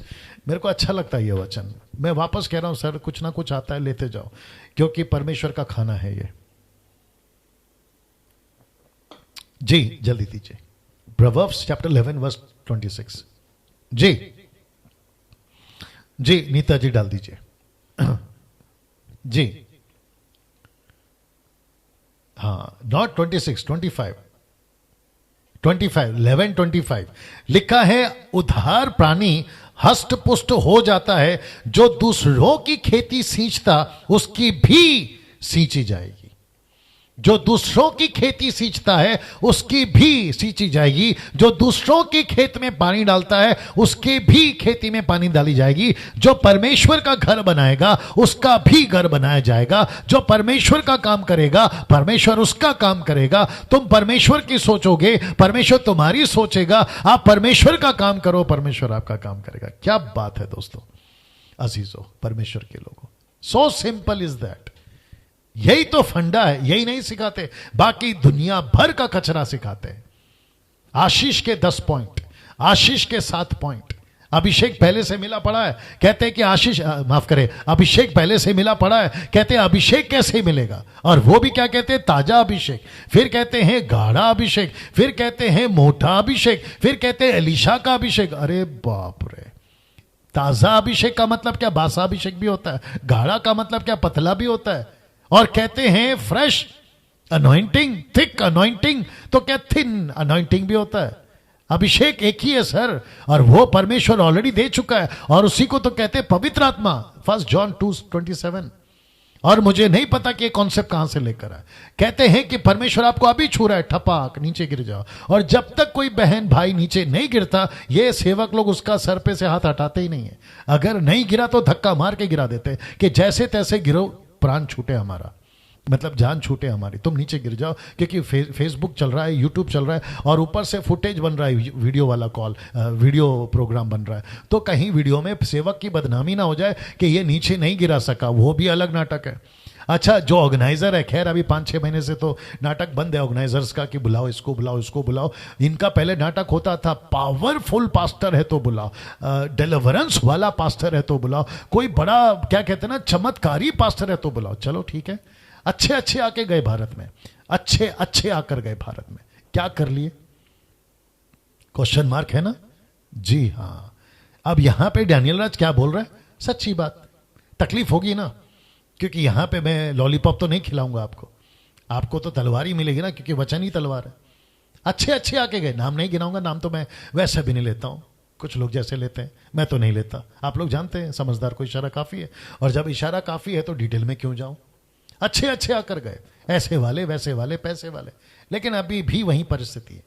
अभी भी कॉल जाते हैं पास्टर को, वो चाहे कोई भी डिनोमिनेशन हो, पास्टर साहब प्रार्थना करिए, तकलीफ में है।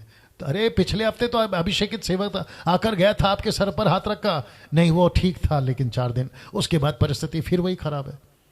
तो ऐसा चल रहा है सर आज कलीसिया के अंदर, झगड़े, कलीसिया के अंदर मारपीट, यहां तक कि बंदूक भी चलती है कलीसिया के अंदर। ऐसे ऐसे किस्से सुने मैंने। अब बताइए, अब अगर ऐसी परिस्थिति रही तो तब की नूह की जहाज, आज की कलीसिया में अंतर आप ही लगाइए। आज्ञाकारी कहां है आप लोग जानते हैं। अब इसको देखो, तब नूह ने खुद को संसार से अलग रखा था। प्रश्न उठता है, आज कितनी प्रतिशत चर्च ने खुद को संसार से अलग रखा है? अब आप सोचिए, आपके चर्च में, नॉट सब, हाँ याद रखो 90% की बात कर रहा हूं, 10% तो अच्छा है, मैं बात कर रहा हूं 90% की। चर्च में क्या घुस गया? संसार। जबकि संसार में घुसना चाहिए था चर्च को, लेकिन चर्च में घुस गया संसार। पिक्चर के गाने, उल्टे सीधी क्या कहते हैं ना, नॉनवेज वाले जोक्स, उल्टे सीधी बातें, लैला मजनू वाली बातें, हीरा रंझा वाली बातें, गर्लफ्रेंड बॉयफ्रेंड तो कॉमन हो गया, एक्स्ट्रा मैरिटल तो कॉमन हो गया, अरे चलता है, अरे पाप कुछ नहीं, प्रभु माफ करता है, ऐसी वाली बातें। अब बताइए आप, संसार घुसा कि नहीं चर्च में? संसार घुसा है चर्च में, है ना। मेरे को एक आदमी का कॉल आया था, शायद पूना से आया था, मैं इशारे के लिए बात कर रहा हूं। मुझे कहा गया था कि पास्टर जी यहाँ पे प्लानिंग कर रहे थे आपको प्रचार के लिए बुलाने के लिए, लेकिन आपको बाद में मना कर दिया गया। मैंने पूछा, मैंने बोला कोई नई बात नहीं है, कारण बता। उसने कहा कि वो पास्टर रीजन ये दे रहा है कि डैनियल राज को मत बुलाओ, क्योंकि उसने अपने प्रचार में कहा है कि जो थिएटर जाता है वो गलत है, विश्वासी लोग ने थिएटर जाना गलत है। ऐसा मैंने प्रचार किया था, जो कि ऑब्वियस है, मैं अभी भी करूंगा, तभी भी करूंगा, आगे भी करूंगा, तभी भी किया था। अब आप देखिए कि वो पास्टर को मिर्ची कितनी लग गई कि थिएटर जाना डैनियल राज ने बोला इसके लिए वो गलत है। अब आप अंदाजा लगाइए कि चर्च में किस तरीके के सेवक लोग हैं आज।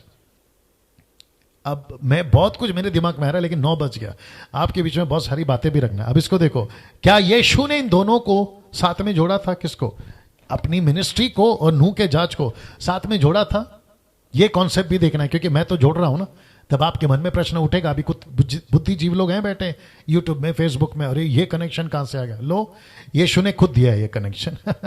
लूका की किताब उसका 17:6, लूक 17:26, जैसा नूह के दिनों में हुआ था, जैसे नूह के दिनों में हुआ था, वैसे ही मनुष्य के पुत्रों के दिनों में भी होगा।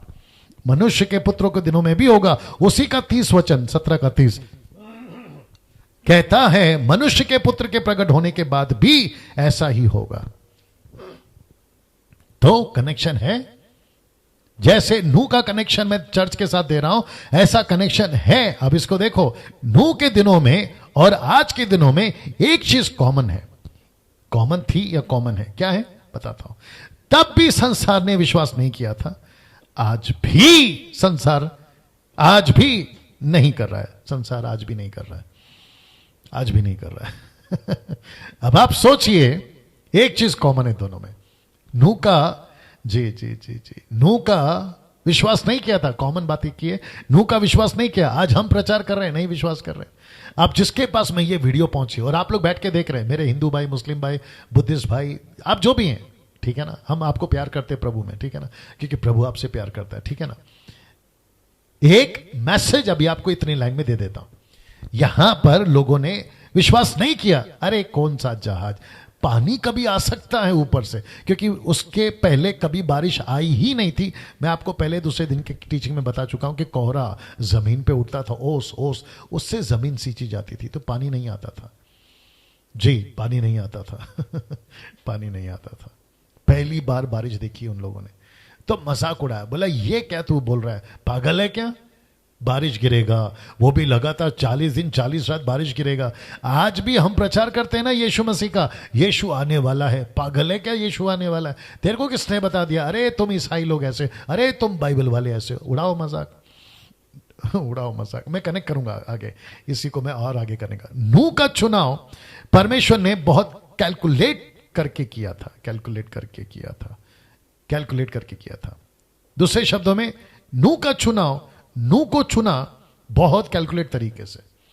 मैं ये बोलना चाहता हूं, बहुत कैलकुलेट तरीके से। मैं आपको बताऊं क्यों। आज माफ करें सर, थोड़ा सा ज्यादा टाइम होगा, ठीक है ना, बर्दाश्त कर लीजिएगा। नू का चुनाव परमेश्वर ने बहुत कैलकुलेट करके किया था। पता है क्यों? परमेश्वर को आभास हो गया था। आभास का हिंदी इंग्लिश वर्ड क्या है? आभास, एहसास, आभास, एहसास, या फिर मालूम हो गया था। देख लीजिए कैसा आपको ठीक लगता है। नूह को, परमेश्वर को पता चल गया था, ये आदमी है ना जहाज बना सकता है, ये आदमी है ना कारपेंटर का काम अच्छा कर सकता है, ये आदमी है ना लकड़ी अच्छी छील सकता है, ये आदमी है ना उसको रंधा अच्छा मार सकता है, ये आदमी है ना मेरी बात सुन लेगा, ये आदमी है ना मैं जैसा कहूंगा ये करेगा। तो कैलकुलेट करके परमेश्वर ने उसको चुना था। रियलाइज हो गया था, आभास, रियलाइज। नूह का चुनाव, जैसे परमेश्वर ने नूह को वो काम दिया था, आज हमको भी एक काम दिया है। तो परमेश्वर ने नूह को बड़े कैलकुलेट तरीके से चुना था, ये बंदा काम करेगा। वैसे ही आज भी हमको बड़े कैलकुलेट तरीके से परमेश्वर ने एक काम दिया है। वो काम क्या है? सुसमाचार का, बहुत कैलकुलेट कर। दूसरे शब्दों में परमेश्वर ने मुझे चुना 27 साल पहले, 93 में। तो परमेश्वर ने कैलकुलेट किया, बोला ये लड़का को चुनता हूं, डैनियल राज को। मैं मेरी गवाही फिर कभी रखूंगा आपके बीच में। मैं पहले इस दुनिया में था साहब, डी कंपनी आप बोल सकते हो उसको। मेरी दोस्ती मुसलमानों के साथ थी, वो भी भारत के नहीं, ईरान के। ऐसे लोगों के बीच में मेरा उठना बैठना था। उस वक्त की बात कर रहा हूं, अभी नहीं, उस वक्त की बात कर रहा हूं। 93 मार्च 16 को मैंने बपतिस्मा लिया। दूसरे शब्दों में मैंने अपना जीवन प्रभु को दिया। लेकिन पहले लाइन बहुत अलग था। तो परमेश्वर को पता था कि ये पढ़ा लिखा कम है, 5वीं 3 बार फेल है, ये संसार के तरीके से तो टोटली गया है। इसको कोई कंपनी में नौकरी नहीं मिल सकती, ये मैनेजर नहीं बन सकता, ये किसी सीईओ कंपनी का सीईओ नहीं बन सकता, XYZ। ये कभी विदेश नहीं जा सकता, ये डॉक्टर बनना दूर की बात है, ये कंपाउंडर नहीं बन सकता। ये परमेश्वर ने कैलकुलेट कर लिया था। लेकिन परमेश्वर ने बोला ये मेरे काम बहुत आएगा, ये मेरे काम बहुत आएगा। तो 20 साल खूब गाना गाया, खूब नाम कमाया, बहुत फेमस हो गया था। लेकिन 7 साल से परमेश्वर ने बोला बेटा अब आजा, जहाज बनाना है। समझ गए ना आप? जहाज बनाना है। और तब से लेकर अब तक वो मुझसे जहाज बनवा रहा है। आप लोग समझदार हैं। नूह का चुनाव तब भी परमेश्वर ने ही चुनाव किया था, आज भी परमेश्वर ही चुनाव करेगा। बस ऐसा दिल रखो, मुझे तेरे लिए तड़प है, ऐसा दिल रखो। मैं कुछ करना चाहता हूं, ऐसा दिल रखो। वो चाहे पुरुष हो या स्त्री हो। मैं वापस कहता हूं, मेरी लिस्ट में पुरुष और स्त्री हमेशा रहेंगे। जिनको तकलीफ है मुझे कॉल करे, दैट्स इट। उल्टी सीधी वीडियो ना बनाए, मेरे को कॉल करे। अब इसको देखिए दोस्तों, ये रहा, अब कनेक्शन दे रहा हूं जो आज मैंने पोस्ट डाला था। ये रहा नूह का जहाज और ये रहा टाइटैनिक। अब सभी जानते हैं खूब पैसे कमाए बॉलीवुड वाला, हॉलीवुड वालों ने, माफ करें, खूब पैसे कमाए इसके ऊपर। पैसे कमाए इसके फेलियर पर। सोच सकते हैं आप, ये है दुनिया। पैसे कमाए इस जहाज के फेलियर पर, पैसे नहीं कमाए इस जहाज के सक्सेस पर। सीधा मूर्खता। आप फुलिशनेस देखिए। इसके फेलियर, माफ करें, इसके सक्सेस पे पैसे कमाना चाहिए था, नहीं कमाए। कौन देखेगा? इसका फेलियर देखकर पैसे खूब कमाए। अद्भुत। अब इसका कनेक्शन दे रहा हूं, ये देख लीजिए, आपके स्क्रीन के ऊपर आ रहा है। जितने लोग 1300 लोग देख रहे हैं, बने रहिए मेरे साथ में। लिखा है 450 फीट लॉन्ग। कौन सा? नूह का जहाज। 70 फीट हाइट नूह का जहाज। 45 फीट वाइड, चौड़ा, राइट, 45 फीट था। लेकिन अपोजिट में टाइटैनिक देखिए, 882 feet long, 175 feet height, 92 feet wide, चौड़ा। इतना कुछ रखकर भी मैं कनेक्शन करूंगा। साथ ही साथ अभी आ गया टाइटैनिक इस तरफ। 3547 पीपल जहाज के अंदर थे। इनफ फूड, बहुत खाना था फॉर 2 वीक्स, 2 हफ्ते के लिए बहुत खाना था इतने लोगों के लिए। अब ठीक उसके बगल में देखिए 8 लोग थे, और क्रीचर्स या जीव जंतु या 4 पैर वाले या पक्षी उड़ने वाले, वह संख्या देखो कितनी है। लिखा है 2,50,000। यह आपको गूगल पे मिल जाएगा, विकिपीडिया। और साथ ही साथ में 1 साल का खाना, 1 साल का खाना रखा था परमेश्वर ने।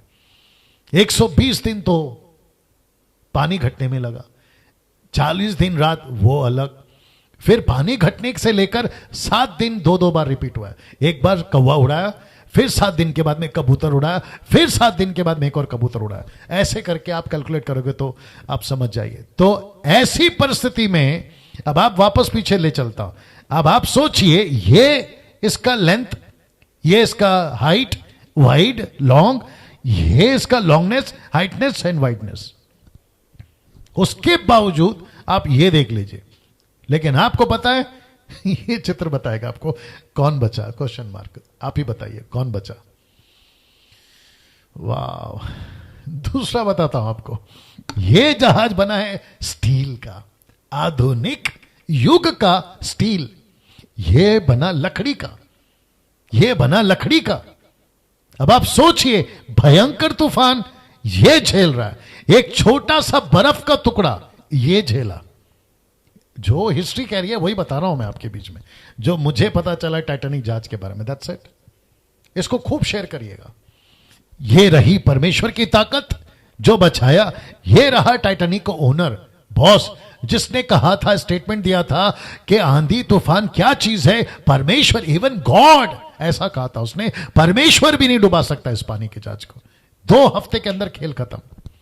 और आप सब जानते हैं 1200, 1300, 1500 के आसपास लोग बचे, बाकी सबकी आप जानते हैं। मेरा प्रश्न है, कौन बचा? ये जहाज नूह का। पता है क्यों?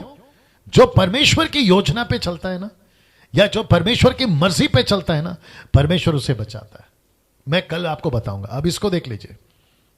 तब भी जितने अंदर थे वे ही बचे, जितने अंदर थे ना वे ही बचे।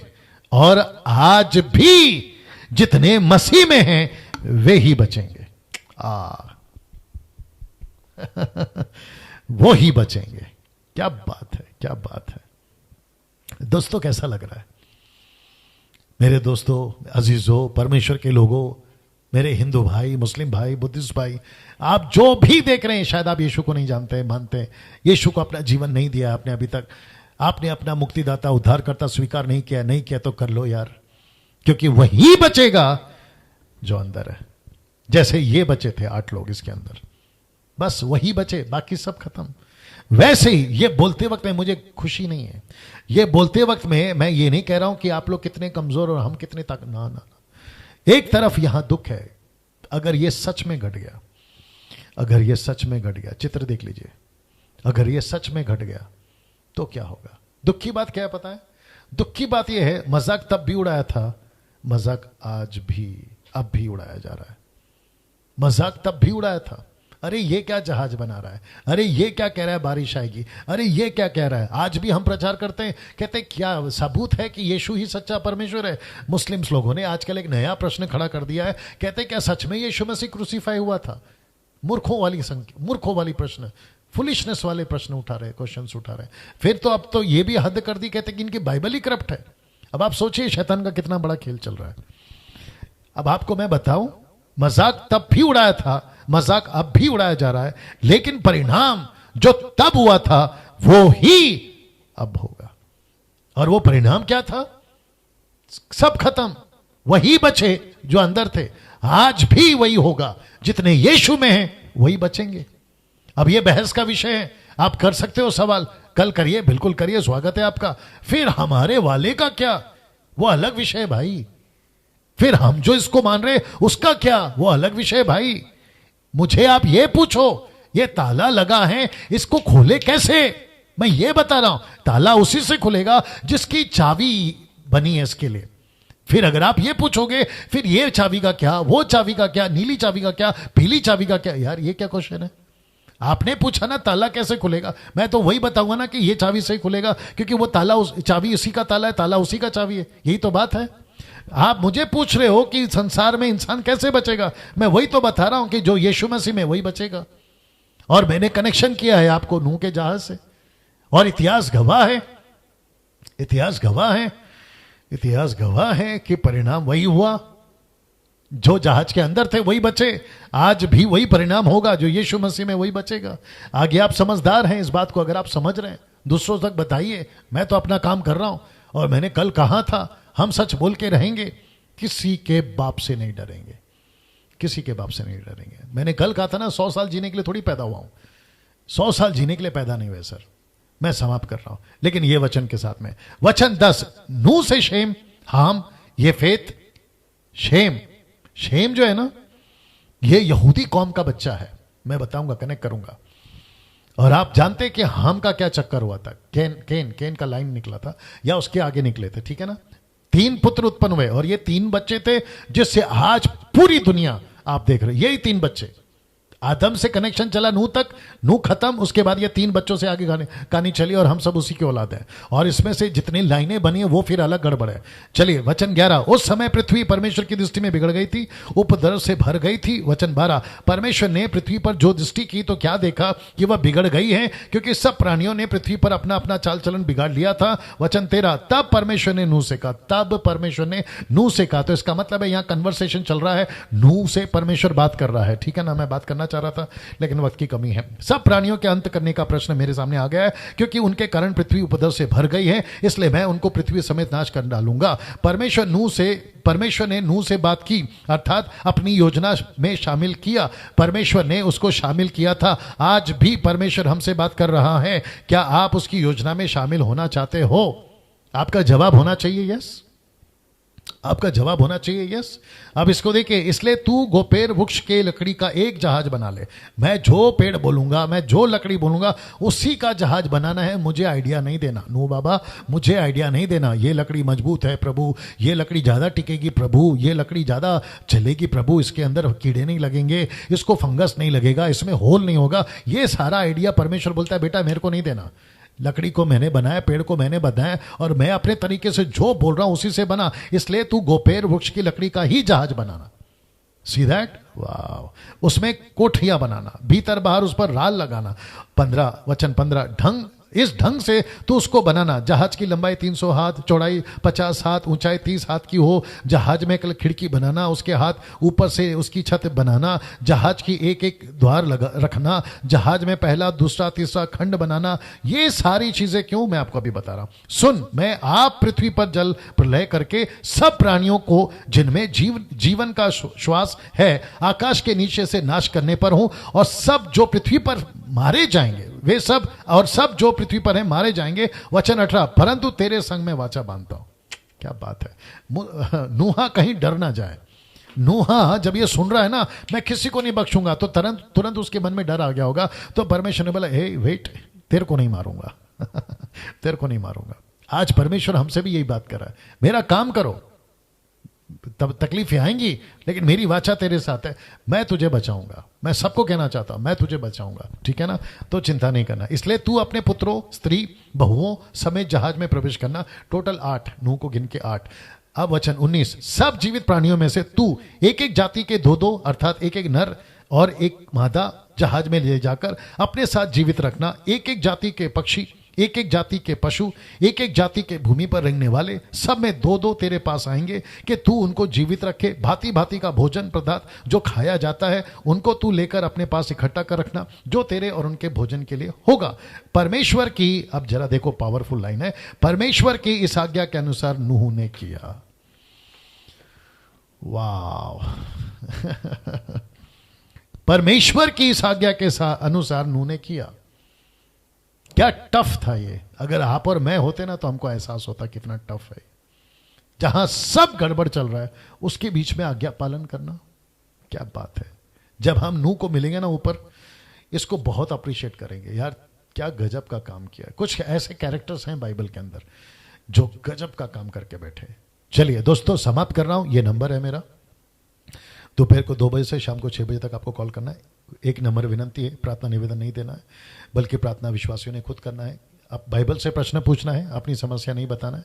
यूट्यूब चैनल को सब्सक्राइब कर लीजिएगा, वापस से आपके बीच में रख रहा हूँ। अभी जितने लोग देख रहे हैं यूट्यूब चैनल, आपने सब्सक्राइब नहीं किया, प्लीज़ कर लीजिए, और दूसरों को शेयर करने के लिए भी आप लोग बताइएगा। कल 23वां दिन की बात कर रहा हूँ, 23वां दिन अध्याय 7 का अध्ययन कल होगा या कल से होगा, ठीक है ना। 7th चैप्टर 23rd डे यानी कि कल हम आपके बीच में रखेंगे। तो वापस कहता हूं, आप सभी जितनी तादाद में ऐसी शिक्षाओं को शेयर कर सकते हैं शेयर करिए, दूसरों को बांटिए, अविश्वासियों को भेजना है जरूर भेजिए। मैं समझता हूं कि 2020 ये जो है ना 2020 लूसीफर ने कोरोना वायरस, माफ करें, परिस्थिति को लाया है। कोरोना वायरस परमेश्वर की ओर से, मैं ये बता चुका हूं। लेकिन जितनी भी गड़बड़ियां अभी चल रही हैं चारों तरफ, उसके बीच में परमेश्वर अपनी कलीसिया को फाउंडेशनली मजबूत कर रहा है वचनों के माध्यम से। मुझ जैसे 10% काम कर रहे हैं और मैं उन सबको सलूट करता हूं। चलिए दोस्तों, कल मुलाकात होगी ठीक 8 बजे। अपना ख्याल रखिएगा। प्रभु आपको आशीष दे। जय मसीह।